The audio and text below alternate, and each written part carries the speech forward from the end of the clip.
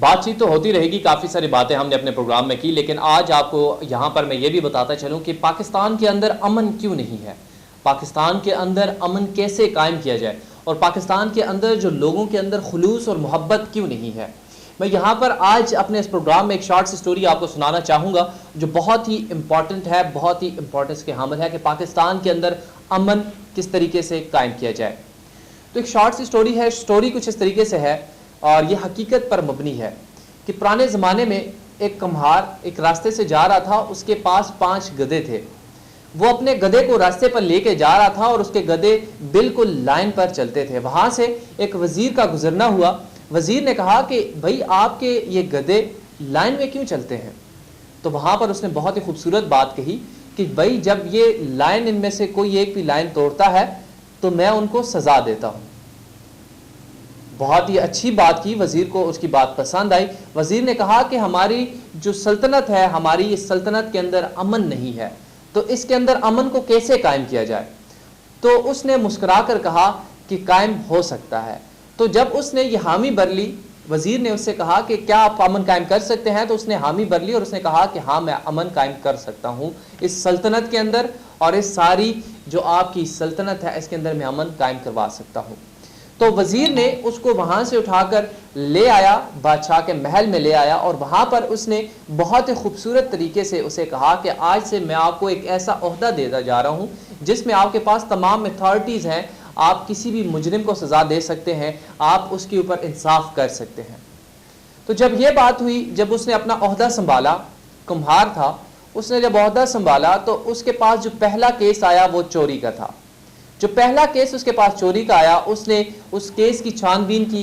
जब प्रॉपर तरीके से उसकी इन्वेस्टिगेशन हुई, तो जब उसके ऊपर चोरी साबित हुई तो उसने फैसला सुनाया कि इस शख्स के हाथ काट दिए जाएं। नाज़रीन दोबारा से बताता हूं, उसने ये फैसला सुनाया कि इसके हाथ काट दिए जाएं। जब जल्लाद को पता चला तो जल्लाद एक तरफ से वज़ीर को देखता है, एक तरफ से उस मुजरिम को देखता है और दूसरी तरफ से उस कुम्हार को देखता है कि इसने जो फैसला सुनाया है ये ठीक है या गलत है। जब कुम्हार के पास, जब दोबारा कुम्हार के पास आता है जल्लाद, और जल्लाद कहता है कि ये वज़ीर का ख़ास बंदा है, थोड़ा रहम किया जाए, तो कुम्हार कहता है कि इसके हाथ काट दिए जाएं। जब दोबारा वज़ीर उसके पास आता है और दोबारा से उसे कहता है कि ये मेरा ख़ास बंदा है, इस पर थोड़ा सा रहम किया जाए, तो वो कुम्हार दोबारा से कहता है कि इसके हाथ काट दिए जाए और जो सिफारिश कर रहा है उसकी ज़बान काट दी जाए। तो नाज़रीन अभी पाकिस्तान के अंदर भी बिल्कुल ऐसी ही सिचुएशन है। जब उस मुजरिम के हाथ काट दिए गए और वहाँ की जो रियाया थी, वहाँ की जो लोग थे, जब उन्होंने देखा कि सल्तनत के अंदर एक ऐसा अदल कायम हो रहा है कि जो किसी को भी बालातर नहीं समझता, वो हर किसी को प्रॉपर तरीके से सजाएं दे रहा है, तो सारे लोग अपनी जगह पर सहम गए, डर गए, और उन्होंने उनकी जो सल्तनत थी उसके अंदर अमन कायम हो गया। लेकिन वहीं पाकिस्तान की अगर बात की जाए तो पाकिस्तान के अंदर अमन क्यों नहीं है? यहाँ पर गरीब को तो सजाएं मिलती हैं लेकिन अमीर को कोई सजाएं नहीं देता। क्यों? इसके पीछे आखिर वजह क्या है? वजह वही है कि जैसे वजीर ने कहा कि ये मेरा खास बंदा है, तो इसी तरीके से पाकिस्तान के अंदर कुछ MPAs, कुछ MNAs, कुछ ऐसी बड़ी हस्तियां जब पुलिस के पास केस जाता है तो उनको प्रॉपर तरीके से इन्वेस्टिगेशन नहीं की जाती, और वहीं पर उनको प्रॉपर तरीके से मेरिट के ऊपर फैसला नहीं करने दिया जाता। वहां पर यह कहा जाता है कि ये मेरा खास बंदा है। कभी दूसरे की सिफारिश आती है, कहा जाता है कि ये मेरा चाचा है, ये मेरा मामा है, ये मेरा भतीजा है, तो इस तरीके से कहकर उनको छुड़वा लिया जाता है। तो इस पाकिस्तान के अंदर अमन कैसे कायम हो? यहां पर यह कहा जाता था कि यहां पर हमारे हुक्मरान ये कहते थे कि मदीने की रियासत बनाएंगे।